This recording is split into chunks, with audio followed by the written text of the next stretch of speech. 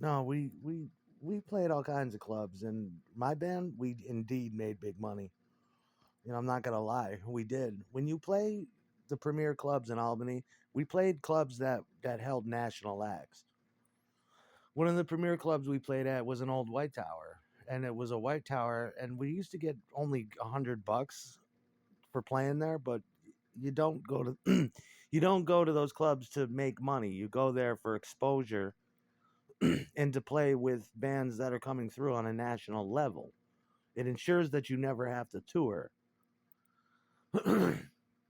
We'd be playing with the Queers, we'd be playing with the Marky Ramone, the Intruders, we'd be playing with the Business, we'd be playing with Coxbar, we'd be playing with the Misfits, we'd be playing with national acts, and we wouldn't have to leave our city.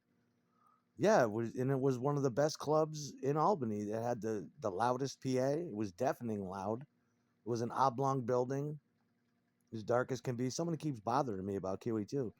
It was the premier club. It was the place to be. The best sound, the best juiced in crowd. You wouldn't have to go around and beg people to come to your show. We were a house band. We had a contract. Well, you never headlined at QE2. Yeah, we did actually, but it was off the books and other things. We headlined everywhere we went, and if we didn't, we didn't. We fell in line with the political and monetary situation before us. I was the manager. We had managers, but we were also known to make up to we could fill a hall full of 3,000 people, and we get about $250 a piece. At the most I ever made was $275 for 45 minutes to 2 hours. Yeah, I'm not gonna lie. But when you play clubs, you're not supposed to make money. I don't know who keeps telling this prick that it's about money. Why would you make money? You're there to make the club money. You're there to sell your records, set up your shit by the bathroom and sell your records, do your contract. We were contractually obligated. We didn't have to fill that hall. On Friday or Saturday night when we used to play, it was guaranteed to be sold out. And it was standing room only.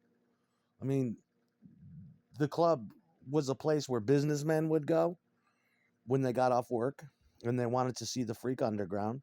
There was always businessmen there. We couldn't tell them from the A&R people because there'd be record labels that were constantly scouting. There was a massive gay population that used to like to come and look at the boys. Massive, and it was surrounded by gay clubs. We played with, like I always tell you, we were able to play with Fire Eaters, the Jim Rose Circus. It was all about exposure. They would film it. No, I never said we made money at QE2. QE2 wasn't a place that was the big time when when you're when you're a 15-year-old kid and you're selling tickets, printed tickets. That's you either snooze or lose. You either flop, you don't go on to the next level. If you do, you play. Where are you from? Florida? Okay, your club's in Tampa. You're in Miami. You don't really have to go too far. I'm coming from Albany, the capital of New York, and I was a serious alcoholic. I went to go drink. You can have all the well drinks you want. That we didn't have drink tickets. It was open bar. And I would take advantage of it. I'd get there at 7. I'd go on at probably 10 or 11 at night, I think. And I didn't like that because by that point I'd be fucking wasted. But then I would, after the show was over, I'd load the gear up, and sometimes the bass player would stay.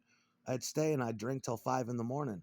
They'd kick everybody out, and as they did the till, they'd lock the door, and that was my favorite time at QE2. It was between 3 a.m. and 5 a.m.